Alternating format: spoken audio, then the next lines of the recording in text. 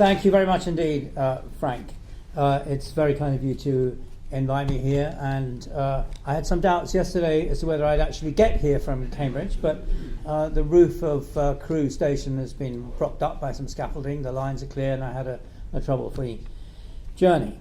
Now, in the current controversy in Britain about how best to commemorate the First World War, Michael Gove, Boris Johnson, Gary Sheffield, Hugh Strawn, Max Hastings and others have proclaimed that the war must be celebrated as a heroic struggle by the British against German despotism and militarism. Now, of course, this grossly oversimplifies the complicated story of the war's origins. And in the process, and it oversimplifies the process by which the assassination of the Archduke Franz Ferdinand, heir to the Austrian throne, seen here, a contemporary illustration with his wife, by a Bosnian terrorist with links to the Serbian government, led within a few weeks to the outbreak of a global conflict. But it's common amongst conservative politicians and British military historians of a variety of political hues to see the conflict purely as an Anglo-German war, in which the Balkan troubles were just an excuse for the Kaiser to launch an aggressive bid for the domination of Europe. Here's a contemporary cartoon illustrating rather neatly the process by which an Austro-Serbian war then escalated into a world war. Now, this idea that the war was really predominantly an Anglo-German conflict fought by the heroic British defending democracy against the evil dictatorship of the Kaiser is really reading history backwards. The Kaiser becomes Hitler, Imperial Germany becomes Nazi Germany. The Germans, seen as an undifferentiated mass, are viewed in much the same terms as they were portrayed in British propaganda in the First and Second World Wars, or indeed, as this poster shows, between the two wars. This idea, once a German, always a German, they're always the same, they never change. And that's really what I want to turn my fire on this evening, and to argue that this is not the case at all. This is just a gross oversimplification of the sort that propaganda always indulges in.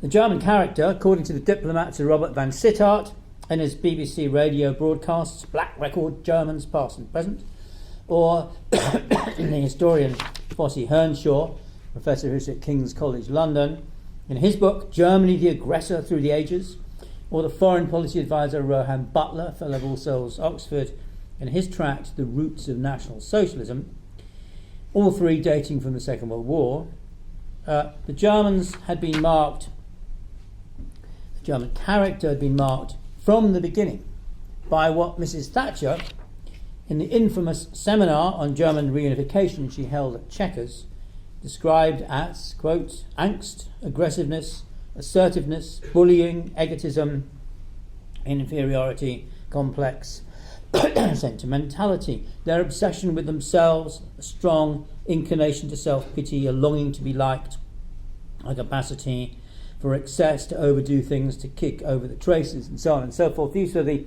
minutes of the discussion with eminent historians like Hugh Trevor Roper, Fritz Stern, Timothy Garton Nash, and Norman Stone.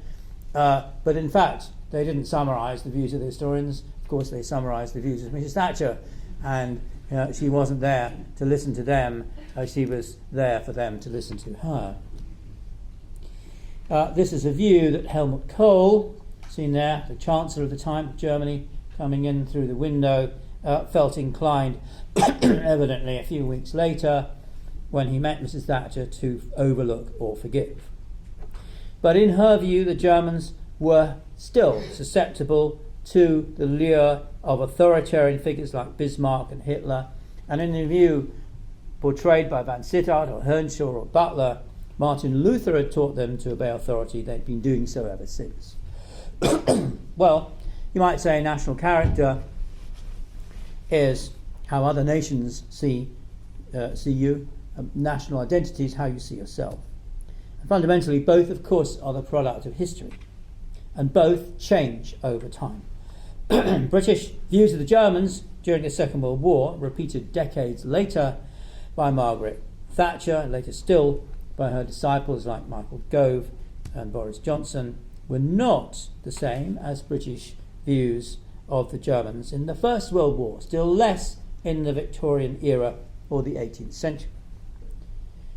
The inclination of these British writers of the early 40s to see the German character as unchanged since the Middle Ages or even earlier was a mirror image, in a way, of Nazi racism. Nazis also saw the German identity as unchanging over the centuries because it was based on race and not on history.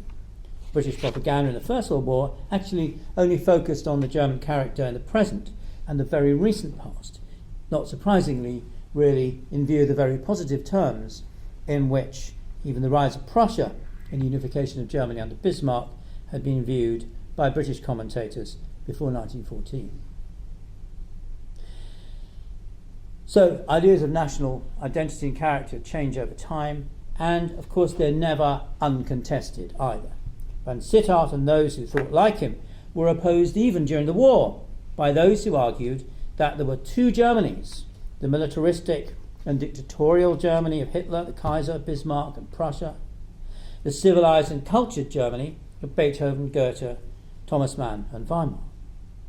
Even those who, like Michael Gove and Boris Johnson, see the Germans in the First World War in the same way as they see them in the Second, a uniformly aggressive and aggrandizing nation, concede, as Mrs. Thatcher did not in 1989-90, that they're not at all like that today. And the two Germanys have existed side by side in rival depictions of the national symbol Germania by the Germans themselves, one flying the black, red, gold flag of liberty and carrying a sword wrapped in the olive branch of peace, the other fierce and defiant, ready to take on all comers. So it's a contested and ever-changing cultural product. Where then does German national identity begin? Well, clearly, the creation of a more or less standard literary language, particularly through Martin Luther's translation of the Bible into German, was a necessary precondition. But it has to be remembered that until the 19th century, despite the efforts of enlightened monarchs like Frederick the Great of Prussia, literacy rates were still pretty low. Only 10% of the rural population in East Prussia in the late 18th century could read and write. Even in the 1860s, the overall figure for rural Prussia was only around 2/3. In everyday life, also, local dialect, idiom, pronunciation predominated. Words often varied from one part of the country to another. If you wanted to buy a potato, introduced in the 18th century, you'd ask for a Kartoffel in north-central Germany, an Erdäpfel in the south, a Grumbeer in the west, a Schnucker in the northeast, or a Knuller in parts of Saxony and Brandenburg. And here's Frederick the Great inspecting some of these strange objects on the journeys he comes across the peasants in the fields. And then, of course, linguistic boundaries did not necessarily coincide with political boundaries. If the literary language was not enough to unify the whole country in a sense of national identity, because it had only been spoken, read, written by a minority, then also, of course, it doesn't coincide necessarily with the state boundaries. Over the centuries, for example, German and Jewish traders and settlers had turned many towns along the southern coast of the Baltic and large parts of Eastern Europe into mainly German-speaking communities, while rural migration created a large and populous area of German speakers in Transylvania. So here you've got the German settlements in the various different coloured blocks there, where there are substantial numbers of Germans, Volga Germans, for example, Germans in Transylvania, and various others. They're dotted all over Europe, east of Germany. In many towns and cities, people spoke more than one language. Switching from one to the other was required. Up to the middle of the century, the inhabitants of Prague mostly spoke both Czech and German. They thought of themselves as Bohemian. They had an identity that was communal, local, but not national. And some linguistic groups in the process of national unification in the 19th century resisted. They didn't join in the struggle for a statehood based on a shared language. And the classic example here, of course, is Switzerland, where speakers of German, Italian, French, and Romansh coexisted in a single confederal state since the era of the Reformation. The disputes with which the state of Switzerland was convulsed in the 19th century were sparked not by language issues but by other issues. Right, so German nationalism, German national identity in its earlier stages is the creation of a small elite of the literate and the educated. And here this is the reason, I think, why its emphasis is on language and culture as determinants of national identity. The principles formed by this man, the philosopher Johann Gottfried Herder, in the late 18th century. Now, Herder looked to the nation, rooted in a common history, culture, and especially language, as the most potent source of identity. Germans, he thought, indeed like others across Europe, were growing into a people, a folk, for all the diversity and disunity of their politics. Literature, poetry, the memory of past cultural glories would bring the nation to a higher stage of human development. And such ideas inspired the university students, the middle-class students and young men who volunteered to fight in the final struggle that led to Napoleon's overthrow in 1814, another anniversary to commemorate this year, though I'm not sure how much the French are doing to celebrate it.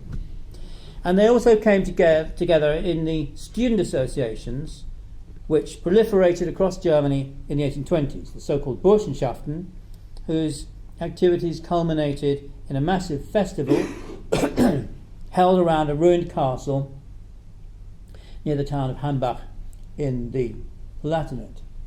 Here you can see it, the early 1830s. It's modelled on the great popular festivals of the French Revolution of the late 18th century. It brought an estimated 20 to 30,000 people together to listen for demands for reform, including professional men, businessmen, craftsmen, students.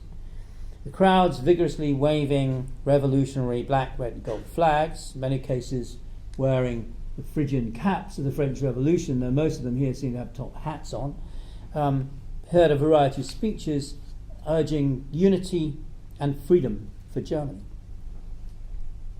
Germany this time was organised politically in the German Confederation, somewhat artificial construction put together at the peace negotiations in Vienna after the overthrow of Napoleon, within the boundaries of the old Holy Roman Empire, founded by Charlemagne in 800 and abolished after the victories of Napoleon over Austria in 1806. This is the famous 1,000-year Reich. Here you can see the Deutsche Bund, the German Confederation. It's within the red boundaries, and the different. You can see that there are some 39 states, and they're ranging from Prussia and Austria, which are the largest ones, shaded blue and orange. Austria being part of a much larger empire, including on the right there the Kingdom of Hungary, and then on the top you can see the top right bit shaded light blue. That's also Prussia. So both Austria and Prussia have substantial territories and populations outside the German Confederation.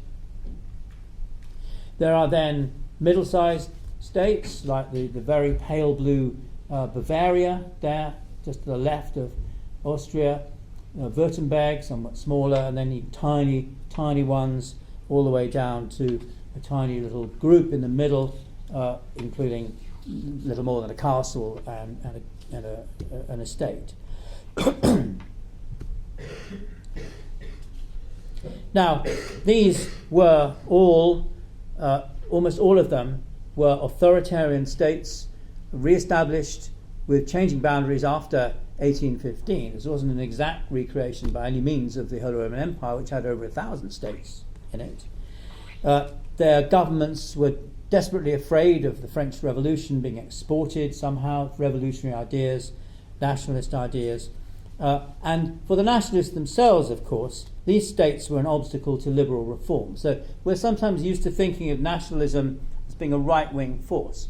But in the first half of the 19th century, it was a decidedly left-wing force. In order to establish parliamentary regimes, civil freedoms, liberal constitutions, civil rights, you needed, the quickest way was to sweep away these individual states and replace them with a unified Germany based on liberal principles. And in 1848, the reformers and the revolutionaries got their chance. The deep European economic crisis, sparked by the failure of the potato crop and a series of bad harvests. It throws governments into crisis as tax revenues plummet. Another revolution in France, this time found imitators across the continent. And you've got revolutionaries in Berlin with the black, red and gold revolutionary flag everywhere. As thrones rocked, middle-class nationalists forced through liberal reforms backed by mass demonstrations like this on the streets, by distressed artisans and workers in the new industries. Elections were held and a national parliament met at Frankfurt. After a lot of debate, it published a Declaration of Rights embodying liberal principles. But it soon ran into trouble. The moderate liberals who controlled the parliament were outflanked on the left by radicals who wanted to sweep away the princes and declare a republic. Because the moderate liberals are quite happy to have a kind of federal system with the individual monarchs and the princes there, so long as they had liberal constitutions underneath a large national parliament and national constitution. But the radicals wanted to sweep away the princes and declare a republic. And terrified by the violence of the crowds, the moderates turned to the princes, whose armies first put down the revolutionary disturbances and then seized back power for themselves. The street barricade, the essential feature of the revolution on the streets, is basically defensive and easily overcome by artillery. And by the end of 1849, the revolution was over. So three rival concepts of German identity had emerged. The princes favoured a loose alliance in the re-established German Confederation.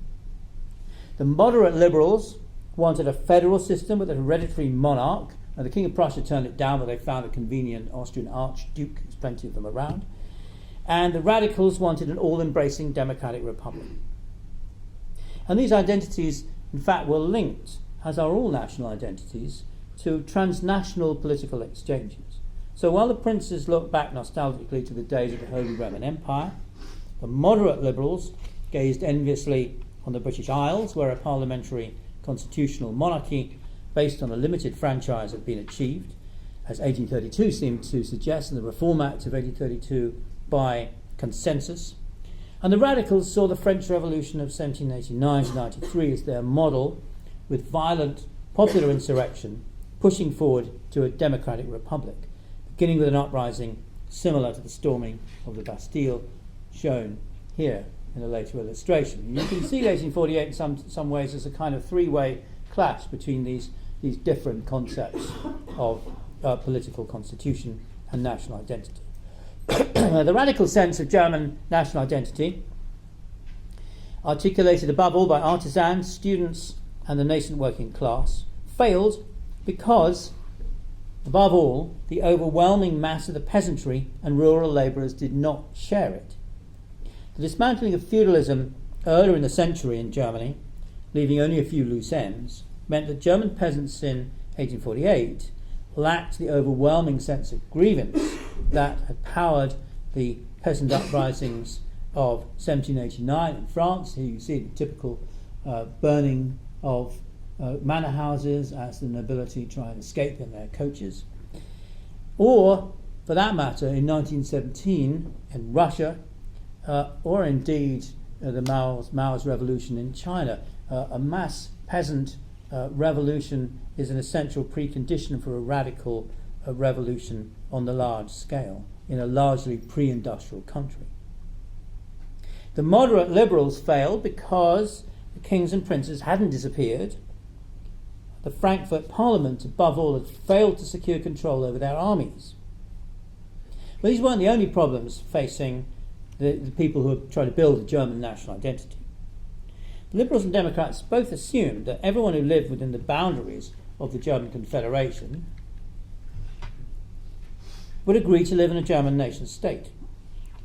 But the Czechs did not. You can see here in the orange bit towards the top, you can see Prague, Karlsbad, Königgrätz.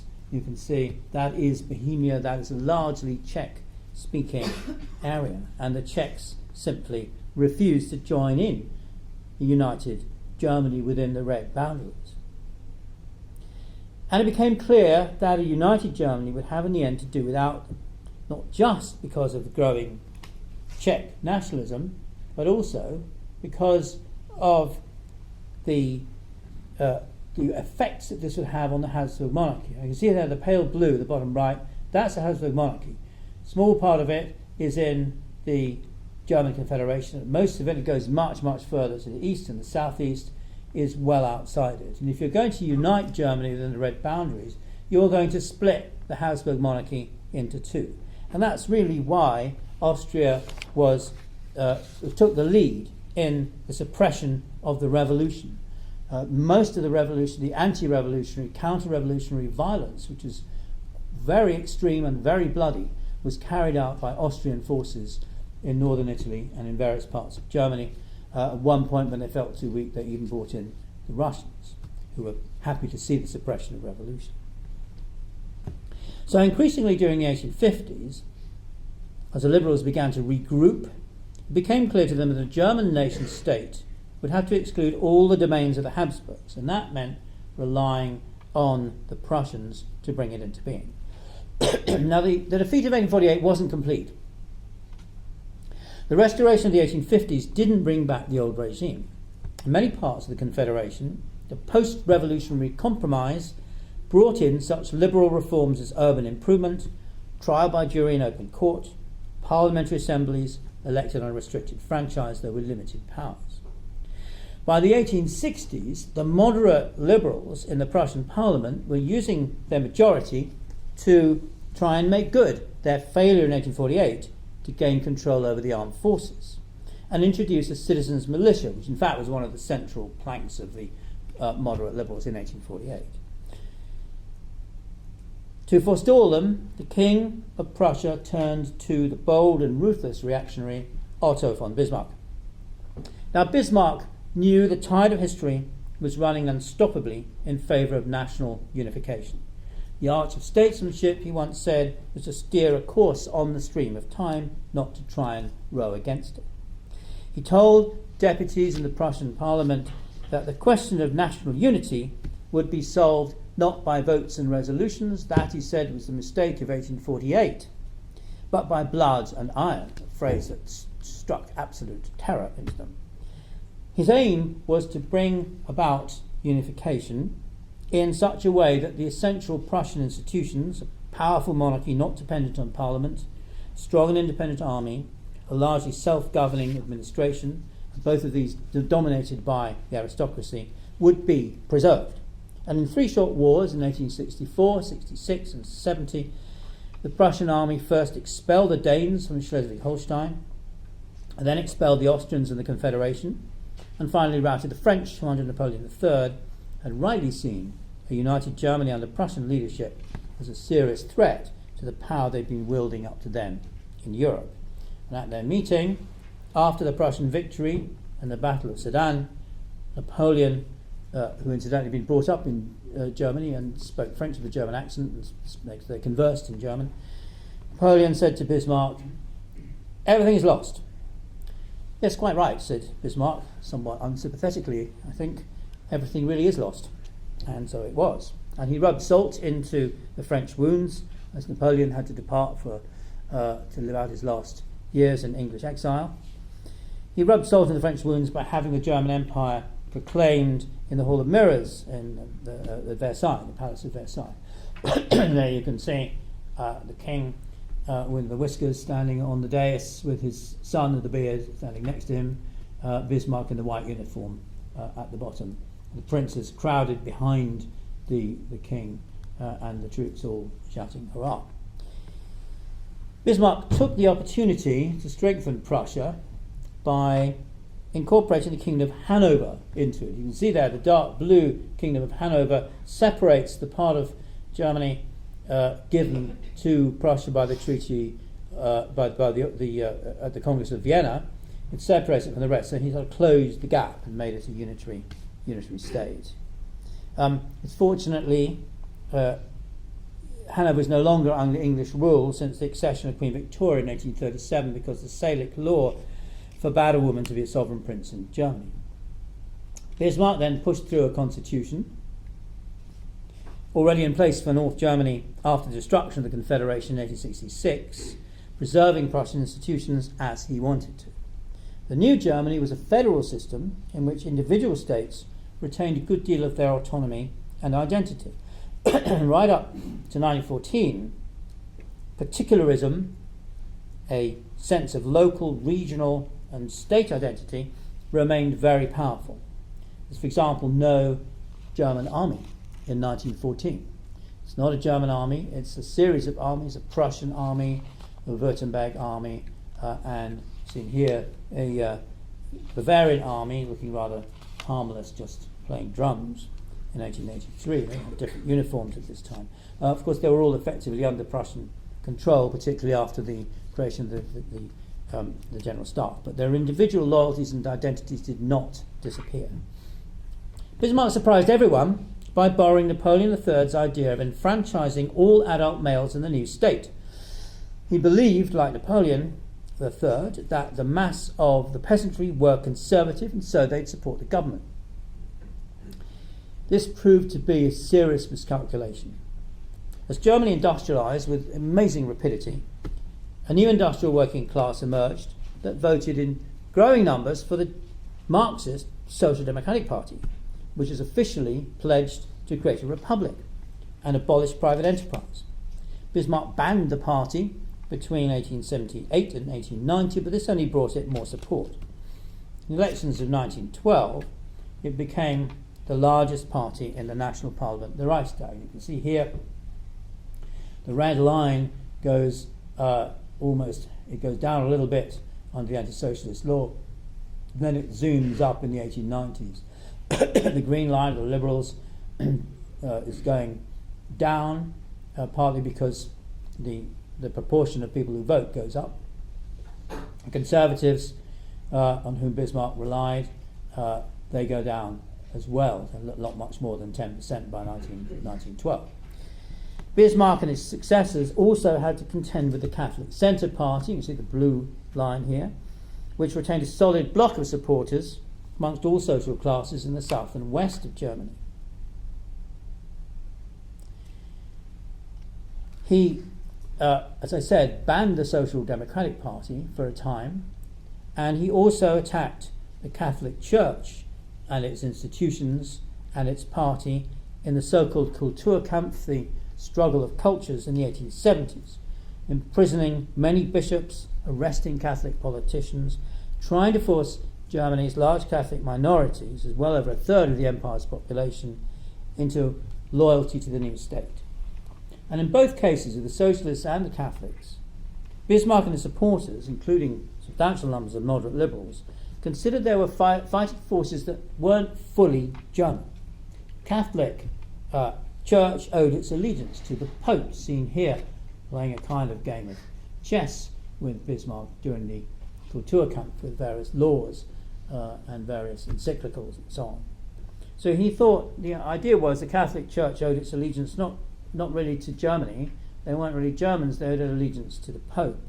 The Social Democrats are similarly not a German, actually technically they weren't a German party at all. They were, from 1889 the German section of the Socialist Workers' International, so-called Second International. Catholics across the world, socialist workers across the world, were international, not national. In Germany, Bismarck proclaimed both of them a Reichsfeinde, enemies of the Reich.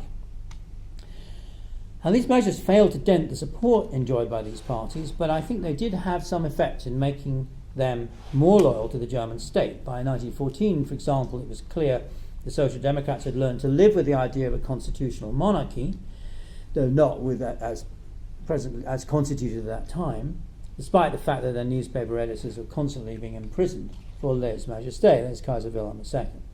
But much more importantly, Bismarck introduced the idea that a German government could label large sections of the population un-German and use this as the basis for persecuting them. Now, for over 2 decades before his dismissal by the young Kaiser Wilhelm II in 1890, Bismarck pursued a policy of keeping the international situation calm in order to give the new German Empire a chance to win acceptance from the other European powers, most notably France. But from the 1890s onwards, as the lapsing of the anti-socialist law opened up politics to mass participation, new groups of radical nationalists began to emerge on the right wing of the political spectrum. The Pan-German League urged the Germanization of national minorities like the Poles, the curbing of the powers of the Reichstag, the extension of Germany to include German-speaking minorities further east, as you saw in the map I showed earlier. The Colonial Society urged the ruthless suppression of uprisings in the few overseas colonies ruled by Germany. Here, for example, the genocidal war against the Hereros in German Southwest Africa, now Namibia, is celebrated. They campaigned for more German colonies, which could only in effect be seized from other European nations like the Portuguese. And the Navy League and the Army League fought for vastly increased military spending. The Navy League had over 1 million members. There was important influence in getting the government to build a high seas battle fleet after 1898. And here's an exhibition it put on in Dresden in 1900 showing the progress made in building a battle fleet over the last century.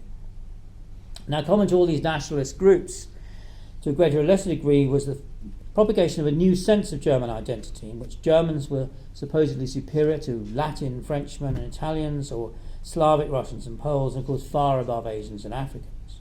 A new racism underlay much of this political campaigning, fed by social Darwinist doctrines that divided humankind into rival races struggling against each other for the survival of the fittest.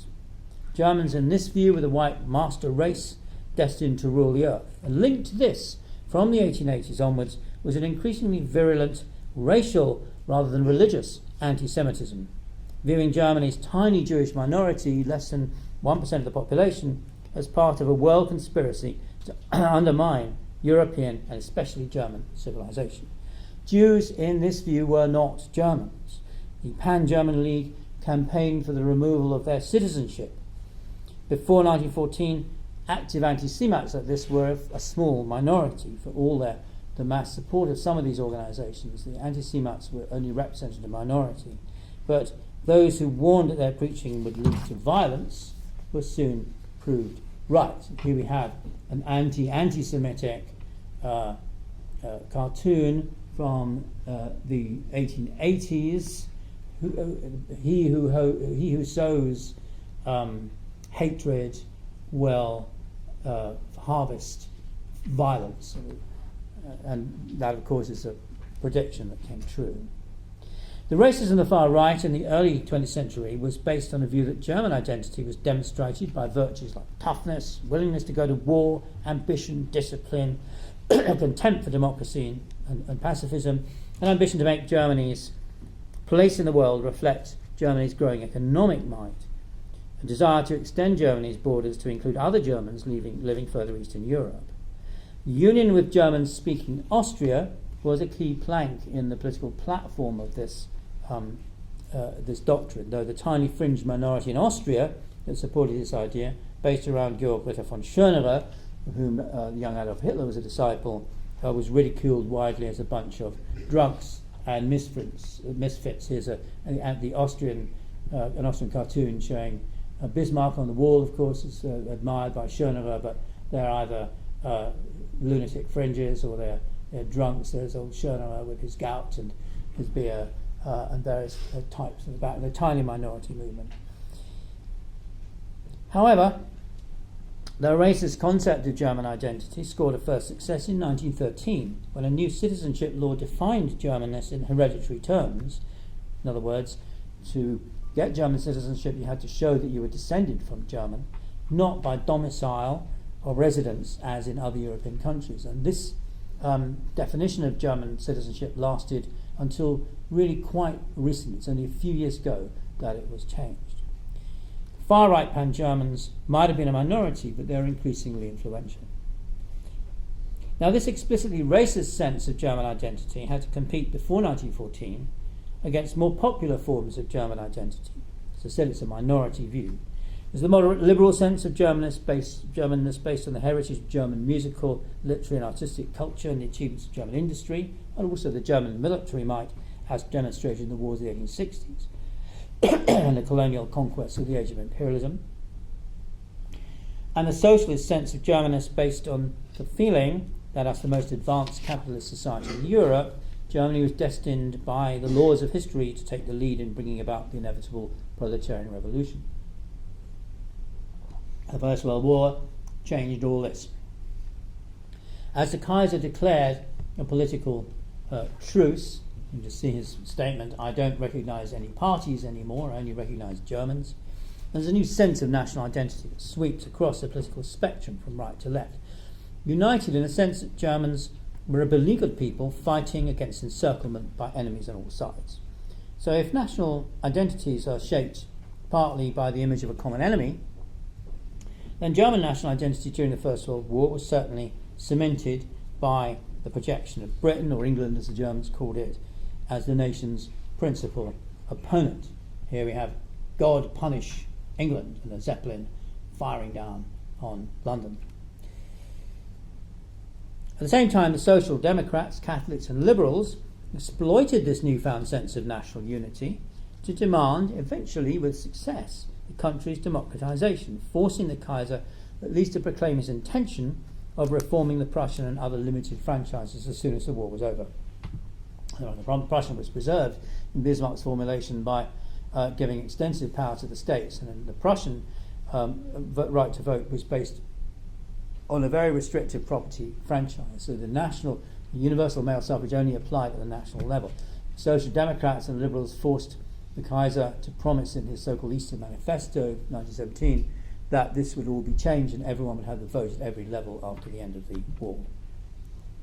It wasn't just for the country's ruling elite that national unity therefore came at a price of these concessions. At the beginning of the war, the Socialist International broke up as each country's party supported its war effort. German Social Democrats, of course, only under the condition that the war aims of Germany did not aim at annexing territory from other countries, although the Secret September programme of 1914 actually did. But the Social Democrats always pushed this view that the peace must be achieved without annexations. By the early 1920s, the anti-war left that split off from the Social Democrats gravitated towards the Communist Party, formed under the impact of the Bolshevik Revolution in 1917 in Russia. The majority moderate Social Democrats took over the reins of power when the Kaiser and the princes had to abdicate following Germany's defeat in 1918, and the moderate Social Democrats formed the most consistent support of the Democratic Republic declared at Weimar in the following year. Here's a Social Democratic election poster.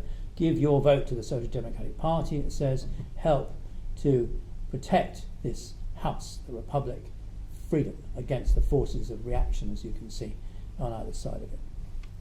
Social Democrats, in other words, had taken on a stronger German identity. Communists represented perhaps a weaker one, proclaiming consistently their aim of reshaping Germany along Soviet lines, a Soviet Germany. Both of them claimed the heritage of the German labour movement going back to Marx and Engels. Now, across this political spectrum, a new kind of national identity was forged in the heat of bitter resentment against the provisions of the Treaty of Versailles, which deprived Germany of its arms and ammunition, took away 13% of its territory, confiscated its overseas colonies, banned warships and combat aircraft, and forced Germany to pay heavy financial reparations for the damage caused by German troops in the invasion and occupation of Belgium and northern France. Here you can see an anti-Versailles poster. This is the red bits of the territory which Germany was forced to cede to other countries in the Treaty of Versailles. A lost land but not forgotten. And it promised down the bottom in the verses that these lost lands will be engraved on every German's heart and will eventually be won back. The Weimar Republic was more deeply divided than any other German political system before or since, as rival groups put forward opposing solutions for bringing Germany back into a leading position in European politics. On the far left, the communists damned the Republic as a vehicle for monopoly capitalism, which would soon perish in a proletarian revolution, in which then all the workers of all lands would unite and all countries would have the same kind of socialist communist identity. There's no separate national identity in the communist view. Workers of the world had to unite. Parliamentary democracy, just a fig leaf for capitalist interests. Here you have the giant worker, communist election poster, bring this system to an end. It's about to sweep away all the establishment characters sitting around the table there. Moderate liberals and social democrats celebrated the democratic achievements, cultural modernism and social progressivism of the Republic, with its universal male and female suffrage, its proportional representation, its vibrant artistic life, its creation of a functioning welfare state. And others, including to a degree the Catholics, regarded the Republic as a departure from the German tradition, sacrificed to sexual libertinism and cultural anarchy. On the right, the nationalists of the People's Party saw all of this as un-German, the product of supposedly Jewish influences on political and cultural life, the invasion of foreign doctrines and foreign ideas. And rival flags came to symbolize these divisions. The black, white, red of the old imperial flag, favoured by the nationalists and all those who wanted a return to the days of the Kaiser, linked in their minds to a true German identity. And it was interesting that when Paul von Hindenburg, the Kaiser's field marshal, was elected as president of the Weimar Republic in 1925, the supporters celebrated everywhere by flying that flag. And then you have the black, red and gold of the Social Democrats, looking back to, if you remember the earlier slide, the 1848 revolution. And then the red of the communists with the hammer and sickle, advertising their allegiance to the Soviet Union through the display against its background with the hammer and sickle. It's not until the Depression began, with the Wall Street crash of 1929, that the most extreme party of all, the National Socialists, began to win popular support. And they claimed to unite all Germans, symbolising this with their own flags in the bottom right, red for socialism in the background, black swastika in a white circle for racism and anti-Semitism, was generally understood at the time, but the whole is a mixture of the colours black, white and red, the old imperial colours, advertising the promise to restore the imagined glories of the imperial past. By 1932, with 40% unemployment, businesses crashing, banks failing, they'd become the largest party, basing their appeal on ceaseless activism, a youthful image and vehement rhetoric, made popular, of course, by the powerful mass oratory of their leader, Adolf Hitler. With the Reichstag paralysed, the Nazis and communists reduced every session to a shouting match, the clique around the army leadership and the elderly president, Hindenburg, decided to rid the country of foreign excrescences like its democratic constitution. The idea here was that Germany was treading a special path from the Middle Ages to the present, in which it rejected so-called Western alien values like democracy and parliamentarism, celebrated Prussian values thought to be militarism, discipline, authoritarianism, and so on. They determined to break the Treaty of Versailles, rearm and prepare for a war of revenge. They didn't have any popular support, unfortunately, so they turned to the Nazis. And on the 30th of January 1933, they brought in Hitler as the head of a coalition cabinet in which the nationalists like themselves predominated. Now, although they soft-pedalled their anti-Semitism after discovering in the late 20s it didn't have much electoral appeal, the Nazis now brought it out of the open with the backing of their coalition partners. They dismissed Jews in the civil service, universities and schools, hounded them out of the professions, took over their businesses through a campaign of so-called Aryanization. About half the country, is 500,000 or so Jews, had emigrated by 1939. A racial concept of German identity was now officially endorsed. Germans increasingly forced to provide documentary proof of their ancestry for a whole range of purposes and occasions.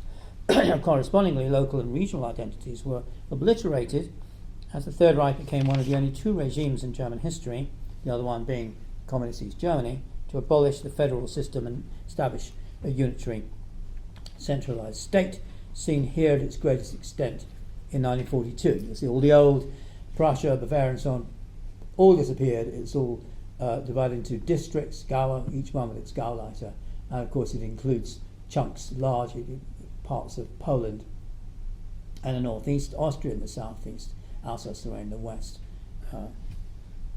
This is a unitary, centralized state. And during the war, of course, this policy extended further with a policy of bringing back many thousands of racially defined Germans from countries in Eastern Europe to resettle lands from which Poles had been expelled. In occupied Poland, those thought fit for Germanization were pressed into applying to be registered as Germans.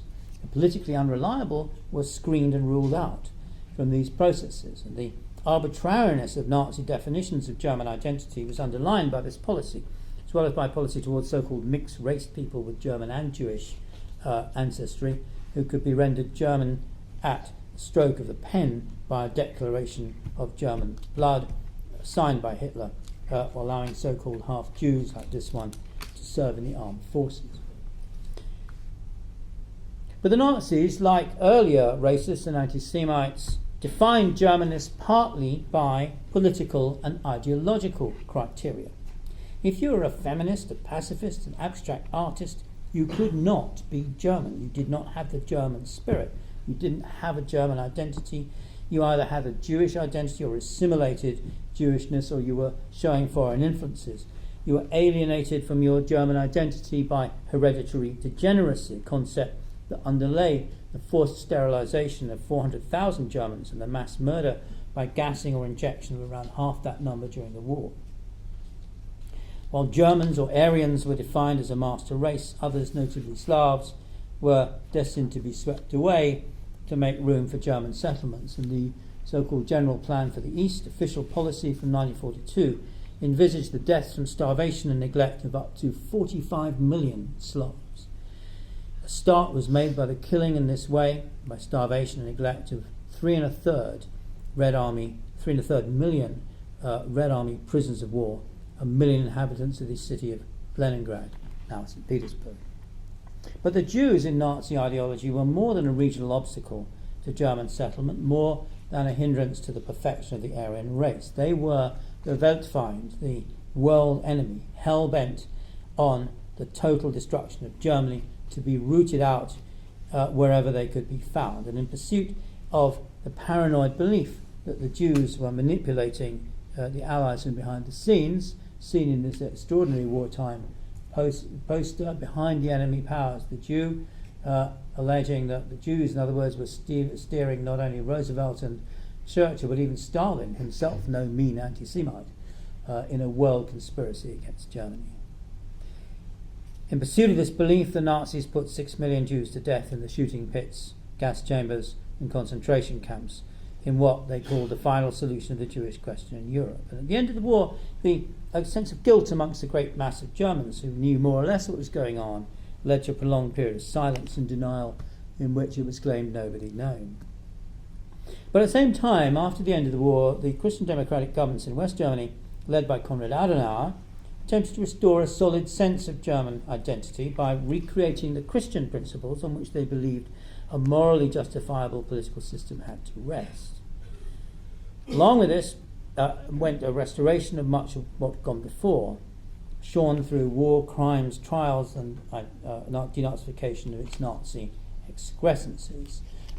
Christian Democrats united both Catholic politics and Protestant politics in an explicitly all-encompassing Christian vision. The traditional civil service professions, the institutions like schools and universities, were by the 50s run in most cases by people who'd been in post before the 12-year nightmare of the Third Reich began, and many of them had played an active part in it. If West Germans thought about the recent past at all, it was as victims of Allied bombing, Allied injustice, but they didn't think about it at all for the most part. Two major changes came about immediately after the end of the war in the contours of German identity. First, the final establishment of Austria as an independent nation with its own national consciousness.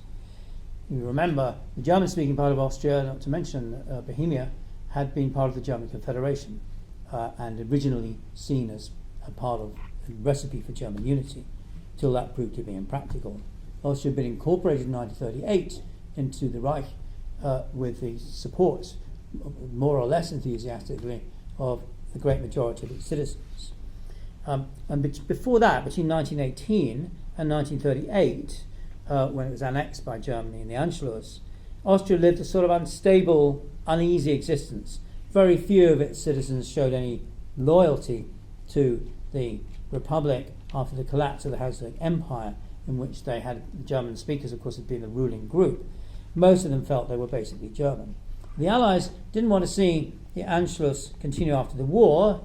They wanted Germany to be smaller, not bigger than it had been in 1918.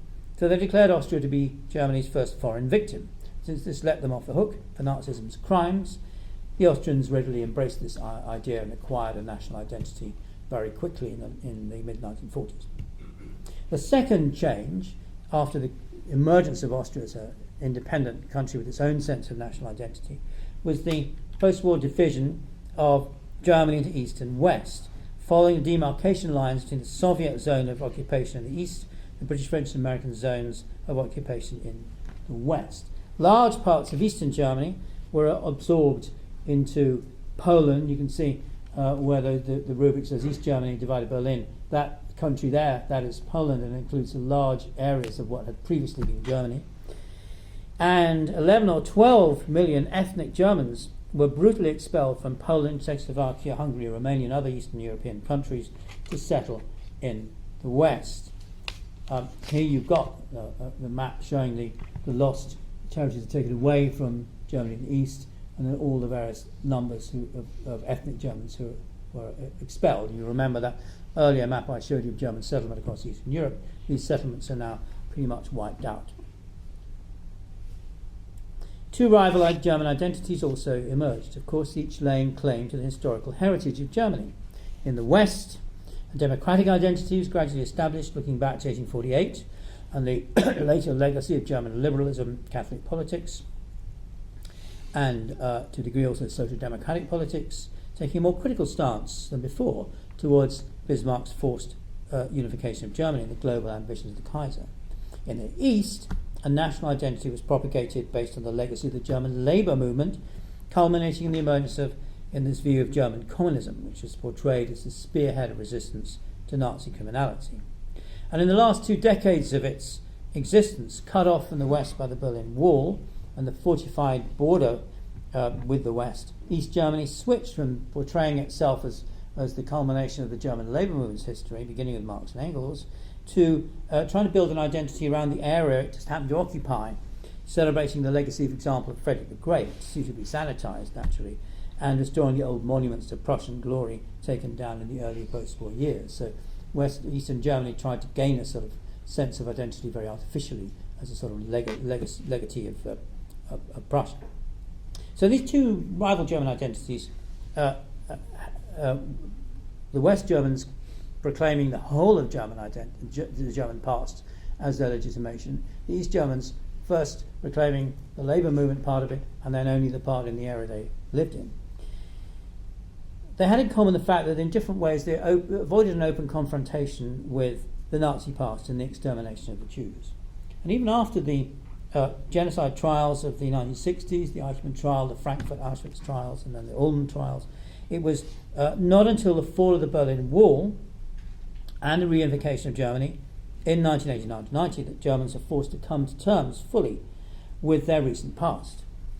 Coinciding with a series of 50th anniversaries of wartime events, the 1990s saw an impassioned public debate in Germany over the crimes of Nazism and, crucially, the German People's Party. And one institution, one profession after another was publicly exposed for its complicity, its active part in the extermination of Jews and other crimes, from the medical and legal professions to the civil service and the armed forces. The civil service, most recently, in fact, the investigation of the civil service's part in the crimes of Nazism is still going on. When the capital moved from Bonn to Berlin, it moved to a city where German history was inescapable. Bonn was chosen partly because it's a small city of no great importance, I should say, in case anybody from Bonn is here. But of course, above all, the birthplace of Beethoven. So it sort of symbolised that other Germany. It moved to Berlin, and United Germany placed itself then in the prison of history. Soon a memorial to the victims of Nazism, along with the Jewish Museum, were installed at the capital's very heart. So German identity, as it was reshaped in the 1990s, includes a strong recognition of Nazism crimes and the fact it was Germans who conceived and perpetrated them. Being German means acknowledging responsibility for these crimes. Of course, regional identities of degree re-emerged with the federal system, restored after the war. German identity on a larger scale is still contested, with a vocal minority seeing Germans as victims of history, above all in the mass destruction, the bombing raids during the war, and the mass expulsion of Germans from the East afterward. Present-day British politicians, like Michael Gove, of course, concede that German identity today is built around ideals of peace and democracy. But German identity didn't just change at a stroke in 1945. It's important to realise that it's always been in a state of flux, always debated, always subject to myriad qualifications, always the object of discussion. And this holds good for the centuries before 1945, just as it does for the decades afterwards. It might surprise Mr. Gove to learn that the German equivalent of John Bull, that stolid symbol of Englishness, or Marianne, the revolutionary incorporation of Frenchness, is a character known as the Deutscher Michel, the German Michael or Michel, a dozy, idle figure, always shown in a sleeping cap. And here, in 1848, he's being held down by the rival European powers, bled dry, while the Pope behind issues, looking rather cross there, issues an anathema. He's got the gates, key to the gates of heaven in his hand. There, the French, the Russians, the British, all holding him down. German self-image as a sleepy, not very bright individual who never looked like harming anyone, persisted until through the 19th century, and even in 1918, as you can see, he's holding the revolutionary democratic flag there, but he doesn't really seem to know what to do with it. Thank you very much.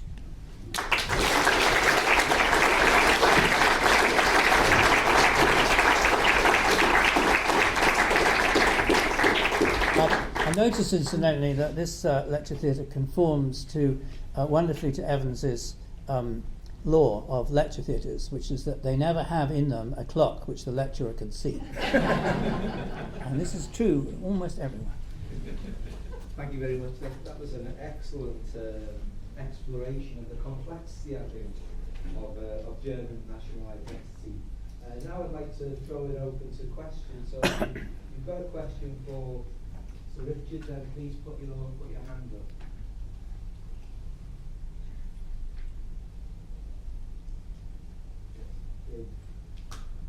Thanks very much for that, Professor Sir Richard. I've got a fairly narrow question. You said that in, I think it was about 1913, anyway, just before the First World War, that the Germans defined German identity by descent. Yeah. And I think it's only in the last decade that they've actually changed the law That's right. Yes. so that it is not by descent. Yeah. It is more akin to the French approach. Yeah. How far has that penetrated German politics to the full, as far as you're aware? Or is there still a residual element that would love to revive the descent by blood? I don't think. I don't think that there is that residual element. So it's very, very tiny on the far right. There were sort of extraordinary anomalies. So, like in the the later part of the 20th century, if you proved that there were quite a few immigrants who came in from Eastern Europe, from Russia, for example, who could not speak a word of German, but were looking for a better life and could prove that they had German blood by lists drawn up by Himmler and the SS during the war. So it was an extraordinary anomaly.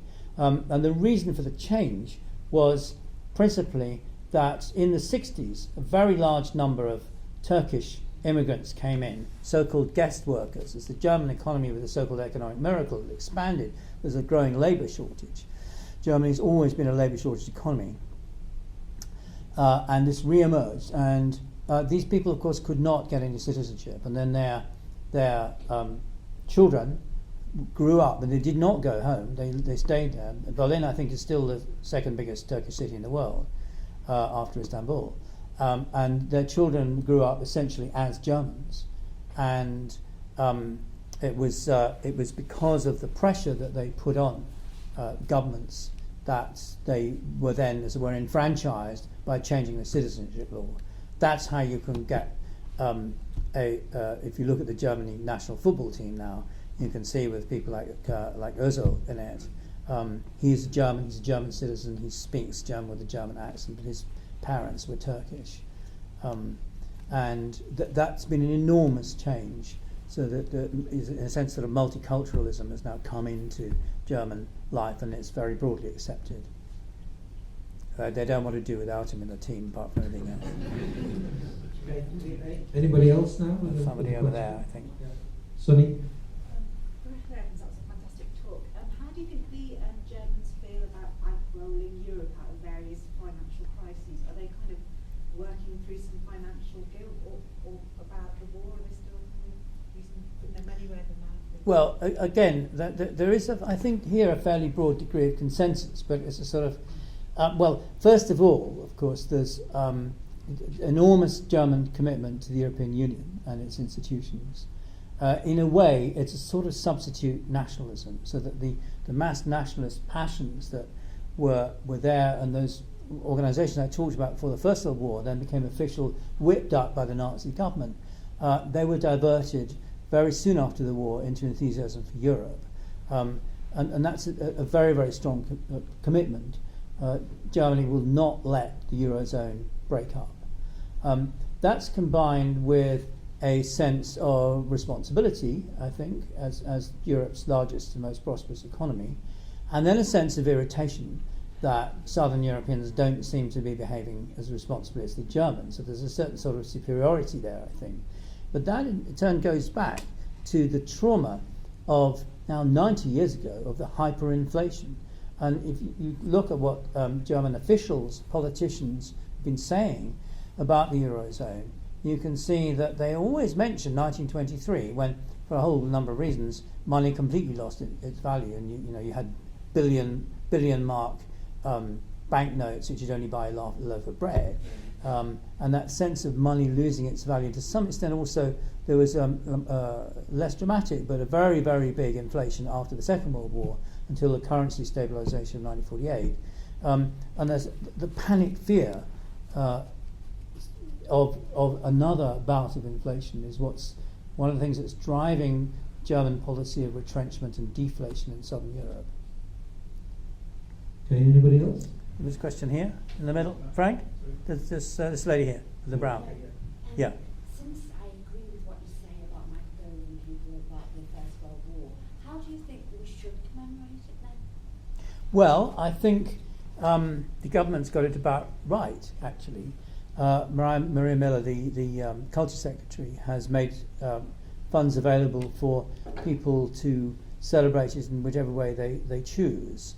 You can apply for funding, and she's turned down an application for a victory parade through the centre of London as being inappropriate.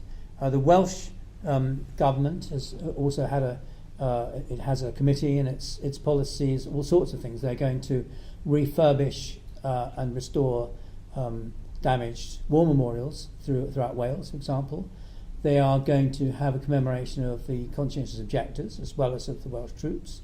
The Royal Welsh Fusiliers are organising a rematch with the German regiments concerned of the famous Christmas 1914 football truce on the Western Front. There's just an enormous variety of things.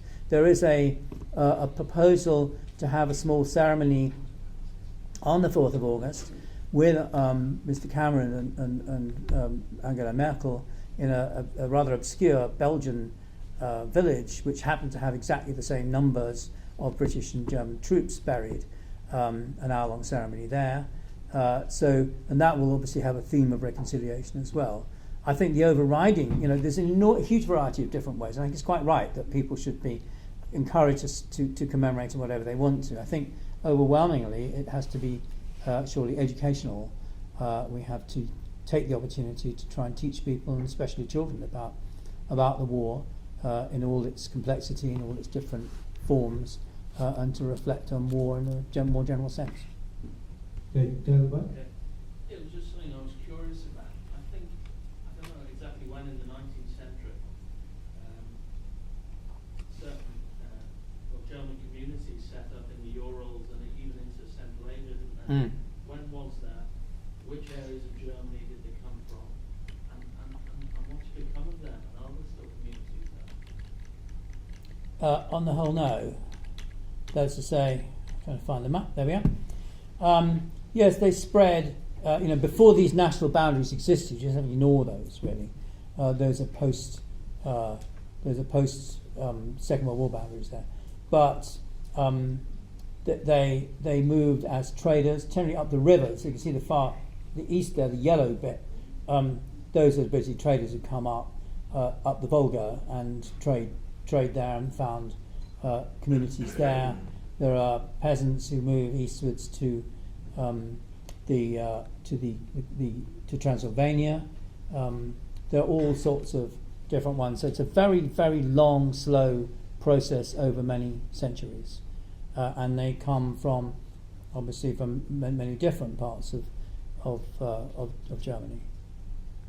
Okay. Where there's a surplus population. I mean, particularly source of immigration, of course, is the southwest of Germany. We have partible inheritance, and therefore younger sons inherit the farm, and the farm gets smaller and smaller. It's broken up, and so people don't have enough land, and so they leave.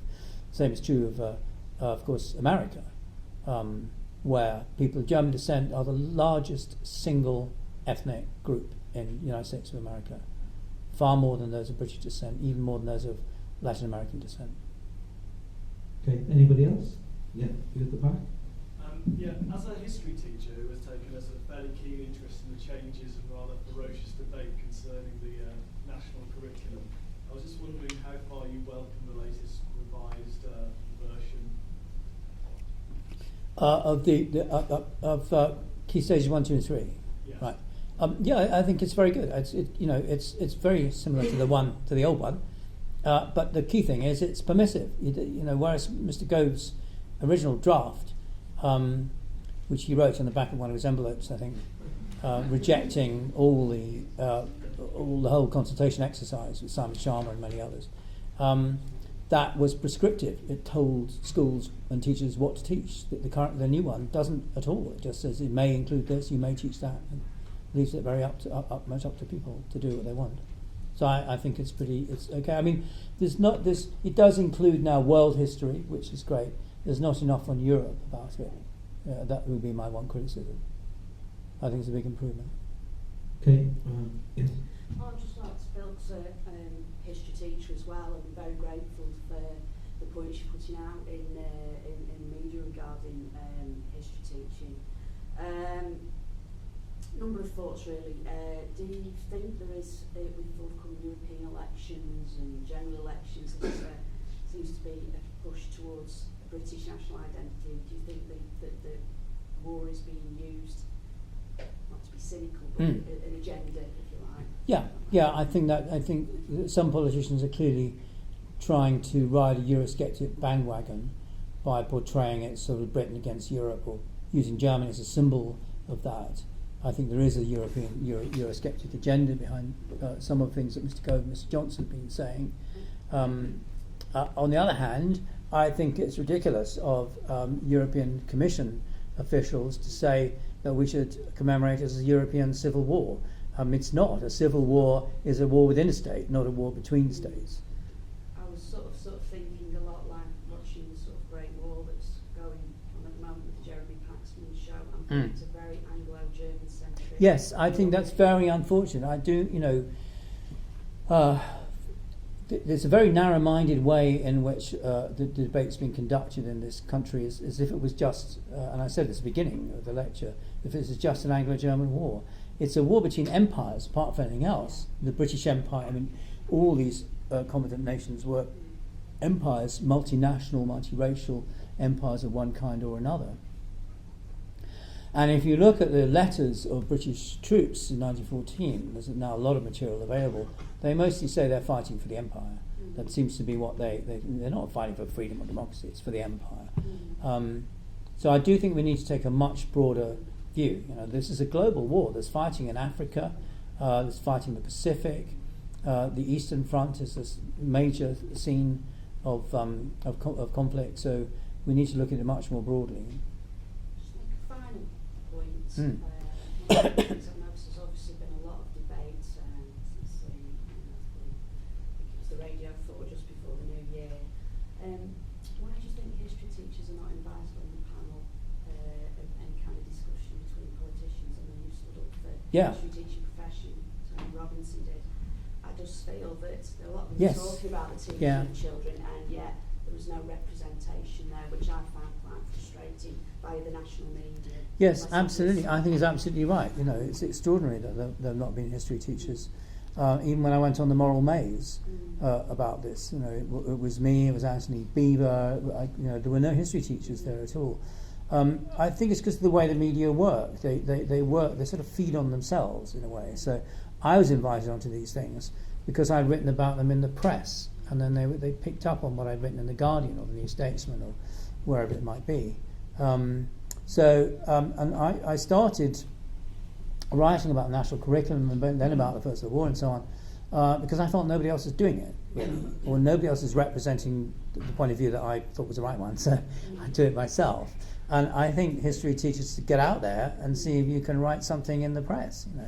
What's been the impact of all of this on history teaching in the schools, or what would be? It's been a massive, I think it's frustration and misconception of what's actually being taught in the classroom. The portrayal of teaching black adults, fact, I know. It just isn't happening at all. It's quite frustrating. Yeah, well, absolutely. Also, I mean, there is, of course, a sense in I think Mrs. Thatcher taught the Tory party to distrust experts. That it's what Mr. Gove calls the blob, or the educational establishment, and they're all thought to be raving lefties who don't know anything about education, and I just think that's scandalous. I mean, I think he should listen to people who teach in the schools and know what's going on. I know something because I've got children at school, so I hear from them how they're taught, and I think history is taught fantastically well in the schools. I don't go down this road very, very far because this is supposed to be about German national identity, but well, I wanted to relate it back then, because again, what is the view in Germany of all the political? Well, the Germans think that our debate about the First World War is extremely eccentric and very strange. Why are we getting so worked up about it? But on the other hand, in Germany, you have the feeling they don't really know what to do at all. They haven't made any preparations because they've had an election recently, and they want to postpone it till after that. But now it's rather late, and Germans know what to do about the Second World War. It was bad. Germany started it. We have to feel responsible, and all the rest of it. It's very clear.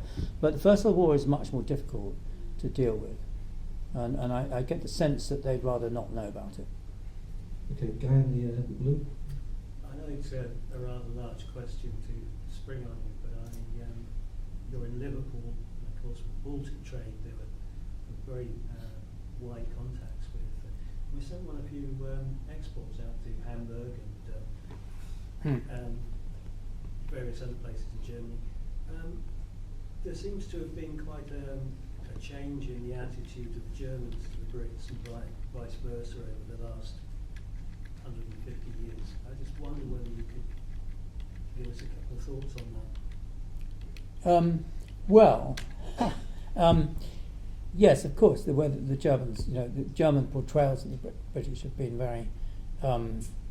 have varied a lot. I think, as I said, in the 19th century, German liberals saw Britain as the model to follow, and this is true over wide swathes of Europe. Liberals looked to Britain as the model of a constitutional monarchy achieved by gradual reformism, based on a fairly limited franchise. That was their political model. I think the First World War, of course, there was a lot of propaganda which then portrayed a different view of Britain as a kind of arrogant world empire basing its values only on materialism. Then, of course, there are divided views in the 1920s. You get typically both the Kaiser and Hitler, I think, stood for larger groups of Germans in their ambivalence towards Britain. They both envied and admired and hated the British Empire and British world dominance. Because remember, the British Empire only reached its greatest extent between the wars. It's not in decline until after the Second World War, when it crumbles very fast. So that's a kind of major obstacle.